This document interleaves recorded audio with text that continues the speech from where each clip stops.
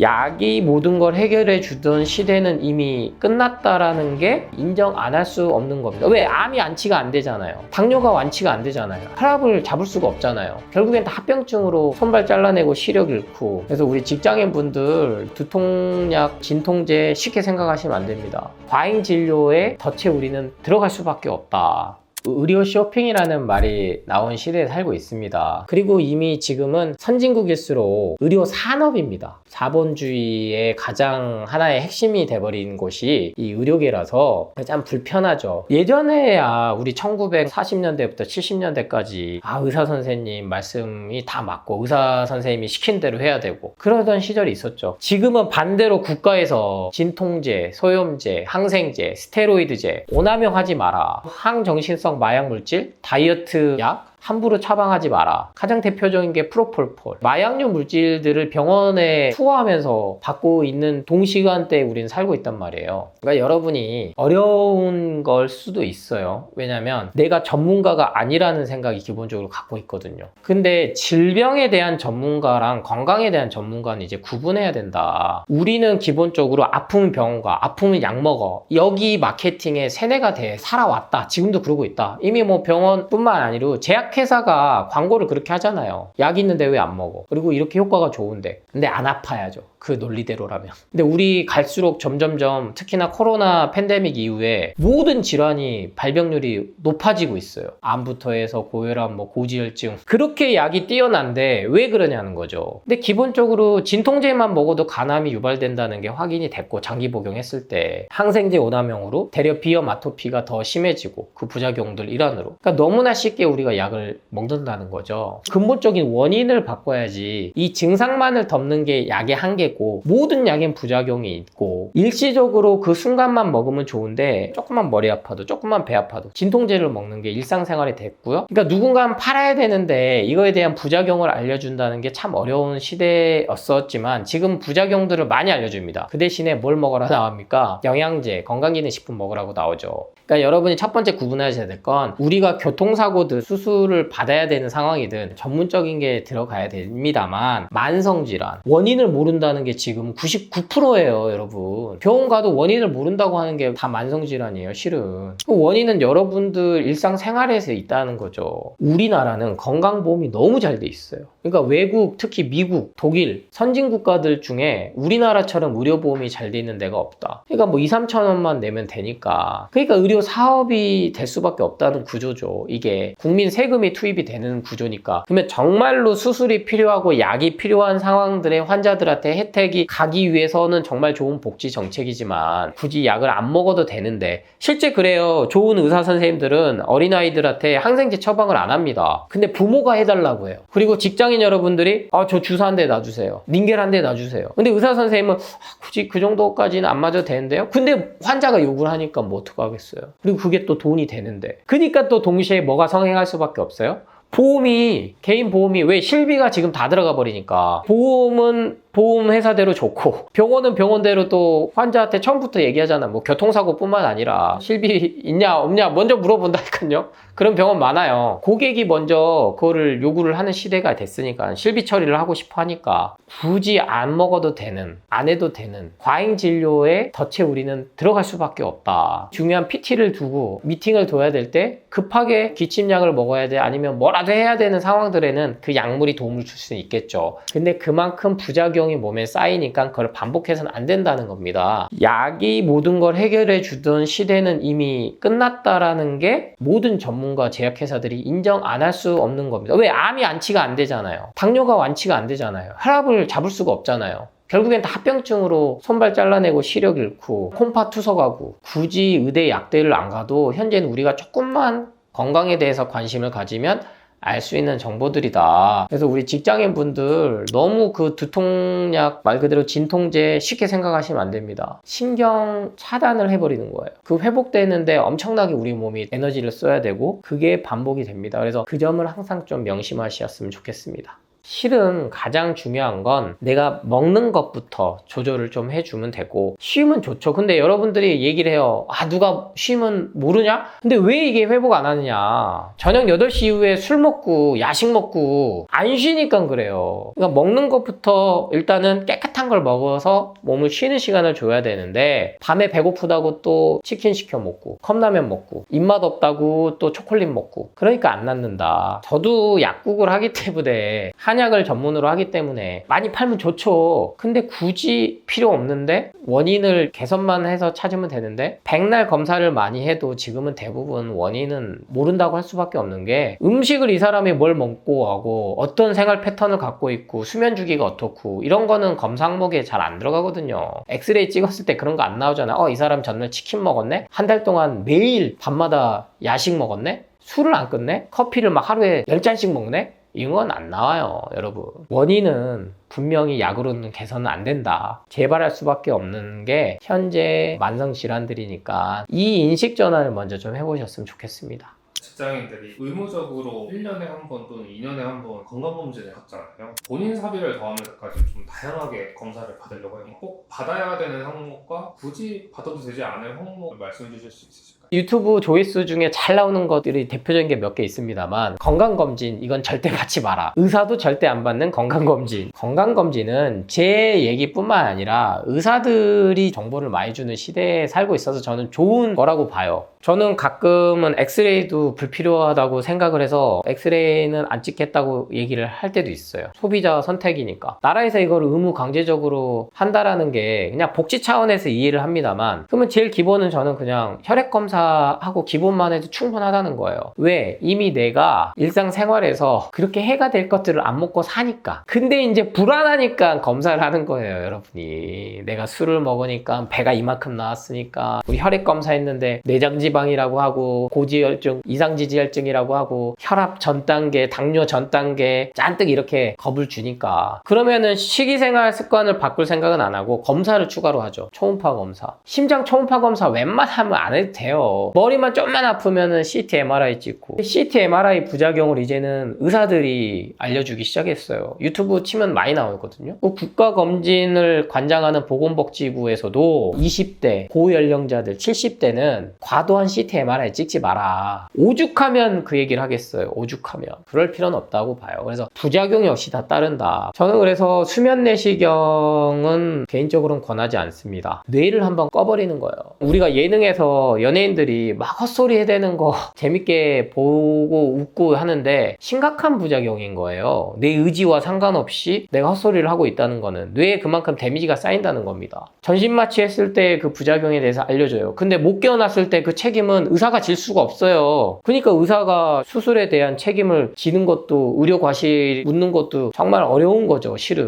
그러니까 명의들이 정말 최선을 다해서 의료를 할 수 있는 환경이 점점 어려워지는 것도 사실이에요. 왜? 생명하고 직결되니까. 근데 그 부작용에 대해서는 누가 책임지냐는 거죠. 특히 CT는 먹이를 줘요. 암세포에 먹이를 밝게 빛나게 만드는 거거든요. 이게 정말 간단하게 설명드리는 거여서 주기적으로 CT를 찍어 왔더니 재발률, 발병률이 더 높아지더라는 거예요. 그래서 최소한 수술을 할 거면 3군데는 가봐라. 대학병원이라고 해서 이게 최상위급이라고 해서 무조건 정답이 아니라는 겁니다. 그래서 이게 환자들마다 얘기 나온 게 복불복이라는 얘기가 나오는 건데, 결국엔 그래서 의사한테 이 책임을 물을 수가 없다는 거예요. 어떤 의사는 똑같이 결과지 놓고 기다려 보시죠, 추적 관찰해 보시죠, 이렇게 하는데, 어떤 의사는 바로 떼내시죠. 이거 안 떼내면 뭐 더 빨리 퍼집니다. 환자는 혼란스럽다는 거예요. 근데 그 결과는 결국엔 환자가 책임져야지, 수술하는 의사는 책임 안 져요. 반대로 지켜보자는 의사도 책임지기가 어려우니까 이 말하는 게 어렵다는 겁니다. 그래서 그런 거에 대해서 공부를 좀 해봐라. 알려져 있는 사실들을 안 알려주고 있는 정보일 뿐이라는 거예요. 뭔가 하기 전에 원인을 개선을 해야 되는데 증상만 계속 개선하는 쪽으로 가고 있다는 거죠. 건강검진에 대해서 저는 그런 조회수들이 많이 나오는 것들은 좋다고 봐요. 그래서 의사들이 전문가는 맞으니까 정보 우위에 대한 이 노출도가 아니고, 정말 환자나 고객 입장에서 얘기했을 때 뭐가 맞는 건가 공부를 해봐야 된다는 겁니다. 아무 이상이 없었는데 갑자기 뭐 암 진단,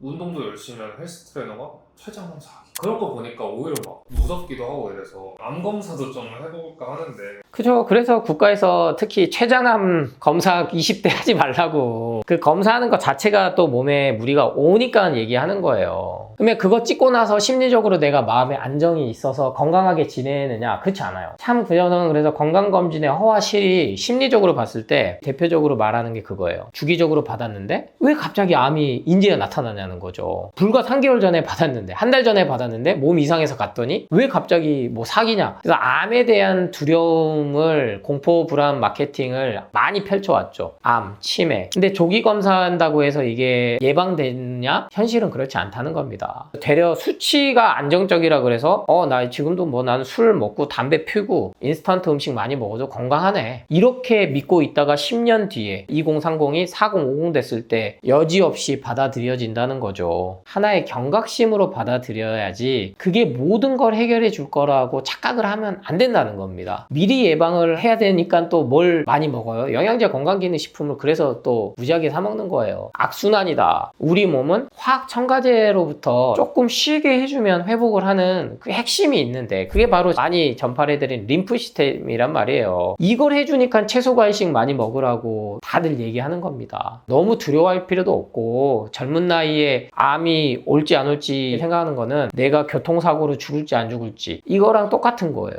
아무도 모르는 거예요. 그거는. 다만 하루하루가 쌓였을 때 결국 몸은 분명히 그 신호는 줄 수밖에 없다. 그거를 꼭 명심하셨으면 좋겠습니다. 림프 시스템이라는 말씀을 해주시는데 어떤 건지 좀 간략하게 좀 말씀해 주실 수 있으실까요? 그러니까 우리 인간의 몸은 혈액, 즉 피가 아주 중요하죠. 머리부터 발끝까지 공급이 그래서 잘 안 되면 뭐 모세혈관들이 막혀서 그게 당뇨고 모든 질환들이 거기서 오는 거예요. 고혈압부터 해서 고지혈증, 이상지지혈증. 마찬가지로 가장 강력한 관이 또 하나 있어요. 림프관입니다. 혈관 옆에 다 있어요. 그리고 이 림프관 안에 흐르는 걸 림프액이라고 해요. 그래서 혈관이 상수도면 림프관은 하수도예요. 산소와 영양분 공급하고 독소 물질들을 혈관이 이제 내보내는 작용을 하면 이 림프액들이 완벽하게 찌꺼기를 해독해주고 내보내주는 작용을 하는데 인간이 지난 700만 년 동안 1500만 년 동안 살아오면서 자연에서 없던 거를 먹는 화학물질 때문에 이 림프 시스템이 오염이 됐다는 거예요. 그러니까 가공식품 계속 먹으니까 쌓인 거죠. 그래서 림프 시스템이 해독하는 시간만 줘도 우리 인간의 몸은 회복한다. 이게 자연 치유력이다. 무려 혈액의 5배나 돼요.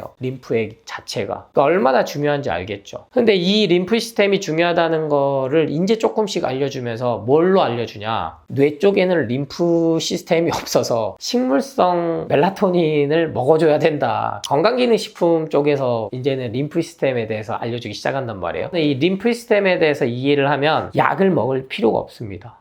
인간의 몸, 특히나 내 몸이 얼마나 위대한 존재인가를 아셔야 돼요. 웬만한 만성질환들은 식생활 습관부터 바꾸면 좋아질 수밖에 없는데 그 이유는 이 림프 시스템이 회복되니까. 그래서 저는 여러분들이 정말 내 소중한 돈을 어디다 쓸까 할 때 차라리 림프 마사지 좀 받아라. 여성분들이 그래서 서해부라든지 겨드랑이라든지 피부 관리샵 가면은 이런 데 집중적으로 림프 마사지라는 말이 그래서 나온 거예요. 그래서 이런 림프 마사지만 해줘도 얼굴에 부종이 빠지고 말 그대로 몸이 순환이 되니까 그리고 독소가 배출되니까 실질적으로 그 마사지가 효과가 있는 게 이 곳곳에 모여있는 특히 여성들이 유방 그리고 가슴 쪽이 모여 있거든요. 그리고 남성들은 서해부 쪽, 겨드랑이 이런 데들을 마사지를 좀 해주면 실질적으로 몸이 많이 도움이 됩니다. 현대 과학에서도 밝혀진 게 이거고 예전에 동양에서 특히는 이런 걸 기와 혈로 얘기를 한 거죠. 그래서 침 놓는 자리들을 혈자리라고 얘기했던 거고 근데 이게 결국엔 다 림프 시스템을 자극해서 순환을 도왔다. 기혈을 돕게 혈액순환이 잘 되게 만들었다. 혹시 마사지 중에 저희 일상생활에서 할 수 있는 곳이 있을까요? 첫 번째는 여러분들이요 아침 저녁에 귀 마사지를 해주신 게 정말 중요해요. 수시로 귀 이렇게 만져주시는 습관이 되게 중요한데 이 눌렀을 때요 악소리 날 만큼 딱딱해져서 귀 잡는 것 자체도 못하신 분 있거든요. 몸이 지금 순환이 안 된다는 거예요. 발바닥도 마찬가지입니다만 귀 마사지만 계속 해줘도 눈이 좀 맑아지는 걸 느끼거든요. 그러니까 직장인분들 커피 마시지 말고 흡연하시지 말고 귀 마사지 좀 해주시고, 출퇴근 시간대 자리를 못 앉았다 까치발 들어가지고요, 올렸다 내렸다 앞꿈치로만 해주고 뒤꿈치로 해서 앞쪽에 발을 이렇게 해주고, 아니면 반대로 이렇게 발 자극을 주는 거예요. 그러니까 이렇게 해서 발 바깥쪽으로 서주는 거죠. 발 자극 주는 게 생각보다 많이 순환을 시키는 거고, 그러니까 정말 너무 피곤해 그럼 귀를 조금 많이 만져주세요. 그럼 진짜 딱딱한 사람들도 점점 많이 만져주면 좋아지거든요. 그 다음 손 마사지, 웃음 치료를 하고 박수만 많이 쳐도 좋아진다는 이유가 호흡과 명상 그리고 이 신체 자극에 의해서 림프 순환이 되는 거거든요. 결국에는 운동이 건강에 좋다라고 하는 그 이면에는 움직이면 림프 시스템이 작용을 활발하게 한다라고 이해하시면 되겠습니다. 채널 구독자분들, 직장인분들이 되게 많으신데 먹고 살기 바빠서 대부분 건강을 좀 나중에 챙기려고 하고 뭐 방관하는 경우도 되게 많아요. 그래서 그런 분들께 좀 해주고 싶은 말씀을 해주시면 좋을 것 같아요. 저 역시 20, 30대 성공을 바라보고 지냈었습니다. 근데 이 성공이 돈하고 직결을 시켰던 거죠. 돈을 많이 벌면 성공하는 거야. 그러면 직장에서는 승진하고 성과를 내고 프로젝트를 하고, 물론 그런 것도 중요해요. 왜냐면 삶에 있어서 하나의 의미거든요. 동기부여도 되고 하나의 성취감도 있고. 그런데 궁극적으로 건강을 잃고 나면 돈은 행복의 절대 조건이 아니라는 게 돼요. 그런데 세뇌가 돼요. 보험도 들으려면 돈 있어야 돼. 너 갑자기 쓰러지면 보험금 나와야지. 나중에 암 진단 받았는데 진단비 받으려면 돈 벌어야지. 이게 악순환이 돼버린 거예요. 10대 때 그리고 20대 그 대학 때 취업하기 위해서 그 시간들 다 뚫고 지금 어떻게 보면 직장인 생활을 하고 계시는 건데 끝이 없어요. 끝이 없다. 지금 오늘 내가 행복해야지 그게 성공한 인생이다라는 생각을 하셔야 됩니다. 이게 허무주의로 빠지면 또 안 돼요. 뭐 그러면 뭐 할 필요도 없고 저축할 필요도 없고, 그게 이제 욜로적으로 한참 유행도 했었습니다만, 포트폴리오 계획은 짜는 것도 좋아요. 필요하죠. 그래서 차도 사고 집도 사고. 근데 지금 우리나라 구조에서 집에 집착하면서 사는 건 너무나 인생이 아깝지 않냐. 내 자가를 갖기 위해서 돈을 모아야지. 지금 참으면 자가가 생기니까 너무나 그 시간이 저는 아깝다고 생각해요. 직장인 대부분이 목표가 아파트거든요. 자가, 하다못해 전세. 근데 어디다가 가치를 주면서 살기에는 우리가 언제 어떻게 될지는 아무도 몰라요. 일단은 성공했다. 직장인이니까 지금 취업 못하고 있는 얼마나 많습니까? 그리고 대학생들이 봤을 때는 대기업 들어가고 아니면 어디든 들어가서 직장인들이 부러운 건 사실이거든요. 근데 왜 나는 지금 안 행복하냐는 거죠. 불과 내가 몇 년 전에 그토록 바라던 자리에 있는데 왜 나는 지금 안 행복하냐는 거죠. 거기다가 막 아파. 스트레스거든요. 그러니까 삶이 끝이 없이 계속 누군가가 달리게끔 만들어 놓은 거에 나조차도 거기에 끌려다니고 있는 삶을 살고 있다는 겁니다. 지금 행복해야 되는구나. 그러려면 일단은 돈은 나중에 언제든지 다시 벌 수 있으려면 건강해야 되는구나. 40대, 50대 가기 전에 2030 이때부터 챙겨야 되는데 건강은 보험으로는 안 되구나. 건강검진으로는 안 되는구나. 오늘 지금 내가 행복하게 스트레스 없이 사는 게 중요하구나. 이 관점을 매일 아침마다 가지셔야 돼요. 장기 투자는 하면서 왜 내 몸에 대해서는 장기 투자를 안 하는 거죠. 건강이 중요하다는 건 다 알지만 핑계를 자꾸 대잖아요. 근데 그럴 필요 없다. 근본적으로 내가 지금 살아있다라는 거에 감사한 마음, 내가 그것만으로도 성공했다. 그 바닥에서부터 시작해야 자존감이 세워지지, 남하고 계속 비교하면요 돈은 끝이 없어요. 근데 건강까지 잃는다는 거예요. 남 따라가다 보면 현재의 삶에 만족한 것도 나쁘지 않다. 이 정도면 나 성공했다. 그리고 나 지금 살아있으니까 뭔가 해보려면 다시 해보자. 포기하지 않는 삶은 건강한 삶이 되는 겁니다. 근데 이 건강하려 한다는 거는 머리부터 발끝까지 완벽한 게 아니에요. 저도 지금 감기 기운도 있고 기침도 하는데 이거 가지고 제가 막 스트레스 받고 막 이러지 않거든요. 다만 내가 조금 무리했구나. 지금 상황이 내가 마음이 쫓기고 있구나. 직장인일수록 바쁘다. 내 뜻대로 안 된다. 직장 상사 때문에 끌려다닌다. 그건 아니에요. 내가 주인으로 산다는 거는 남 핑계를 안 대는 겁니다. 회사 탓, 상사 탓, 환경 탓. 그거는 자영업을 해도 똑같아요. 망해도 남 탓하면 그거는 실패거든요. 근데 내가 뭐가 문제가 있었구나. 실패 원인을 분석하고 다시 도전하면 그건 성공의 밑거름이 되는 거예요. 직장인 아니니까, 직장인의 고충을 모르니까 이렇게 생각하는 그 순간에 갇혀져 버립니다. 그래서 어떠한 상황이든 내 마음이 어떻게 갈지는 내가 선택하는 거다. 성공이라는 것은 결국엔 돈하고는 연결을 짓지 않고 내가 하루하루 행복하게 사는 것에 한번 연결을 지어 보시기를 추천합니다.